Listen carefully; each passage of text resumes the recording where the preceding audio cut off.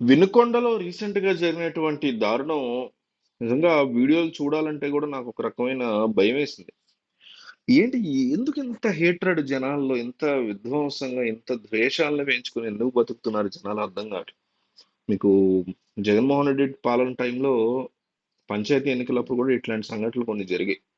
ఇప్పుడు తెలుగుదేశం పార్టీ పాలన హయాంలో ఈ రకమైన సంఘటనలు జరుగుతున్నాయి.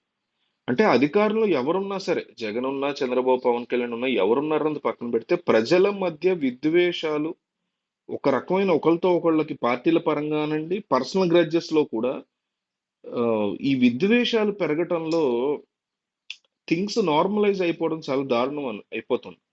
అంటే ఇదివరకు ఎట్లా ఉండదని ఒక మనిషిని ఇంకో మనిషిని రోడ్డు మీద తిట్టడానికి కూడా పద్ధతి కాదు. టైం తీసుకుని పక్కకెళ్ళి మాట్లాడుకొని సాల్వ్ చేసుకోవాలి అనేది ఉండేది. ఇప్పుడు అట్లా కాదు. ఒక మనిషి ఇంకో మనిషిని రోడ్డు మీద చేతులు నరికి నడి రోడ్డు మీద నరకడాన్ని చాలా నార్మల్ థింగ్ గా మారిపోయింది. అంటే భవిష్యత్తు ఎట్లా అయి ఉంటది అంటే 20 ఏళ్ళ సంవత్సరాల తర్వాత ఇట్లాంటి మనం ఏదైతే నరికిన వీడియోని చూడలేకపోయాను నేను అంటున్నారో మీలో కూడా చాలా మంది చూడలేకపోయి ఉంటారు ఆ వీడియో. ఆ వీడియోలు ఏవైతే ఉన్నాయో 20 ఏళ్ళ తర్వాత ఏమైపోతాయి అంటే చాలా క్యాజువల్ గా అందరూ చూసేసి పెద్ద మ్యాటర్ కాదు ఇది అనే పరిస్థితికి వస్తుంది. ఎందుకంటే ఇదివరకు రోడ్డు మీద ఒక మనిషి ఇంకో మనిషిని దవడ మీద కొడితే అది చూడటానికి కొంచెం సెన్సిటివ్ గా అనిపించేది. ఇప్పుడు ఆ సెన్సిటివిటీ తగ్గిపోతూ తగ్గిపోతూ వస్తుంది. దానివల్ల ఏమవుతుందంటే తిట్టుకోవటంలోంచి కొట్టుకోవడం కామన్ అయిపోతుంది. నరుక్కోవడం ఇంకా కామన్ అయిపోద్ది 20-30 సంవత్సరాల తర్వాత. ఇది చాలా డేంజర్ సొసైటీకి. ఇక్కడ ఒక పార్టీ మీదో ఇంకో దాని మీదో తోసేసుకోవడం కాదు.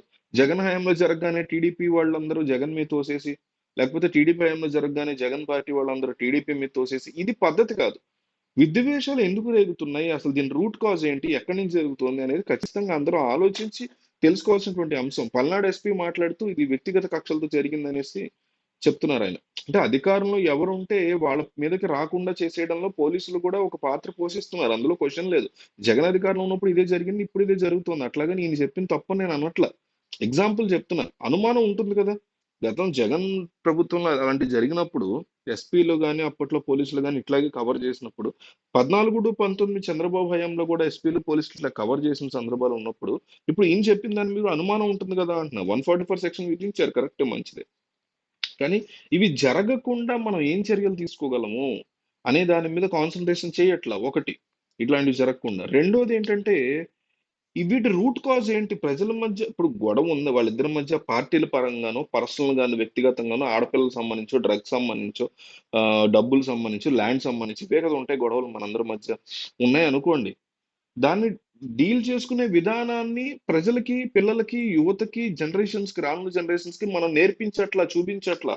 సొల్యూషన్స్ అంటే ఇవే అనేలాగా చూపించేసరికి ఇట్లాంటి దారుణాలనేవి జరుగుతున్నాయనేది నా పర్సనల్ ఒపీనియన్. సో, ఈ అంశాన్ని చాలా సీరియస్‌గా తీసుకున్న చంద్రబాబు త్వరలో వినుకొండ వెళ్ళే ఆలోచనలో ఉన్నట్టు థింగ్స్‌ని ఎందుకు ఇంత మన చేయి జారిపోతున్నాయి థింగ్స్‌ని ఎందుకు ఈ రకమైన ద్వేషాలు రగులుతున్నాయి ప్రజల మధ్య? అసలు ఈ కేసులో నిజంగా పార్టీల పరంగా ఉందా? వ్యక్తిగతంగా ఉన్నా సరే ఎందుకుంది? ఏం జరిగిందనేది స్వయంగా పర్యవేక్షించడానికి చంద్రబాబు వెళ్ళాలనే ఆలోచనలో ఉన్నట్టుగా తెలుస్తోంది. సో, దీని మీద మీకేమైనా ఇన్ఫర్మేషన్ ఉంటే కామెంట్ చేయండి.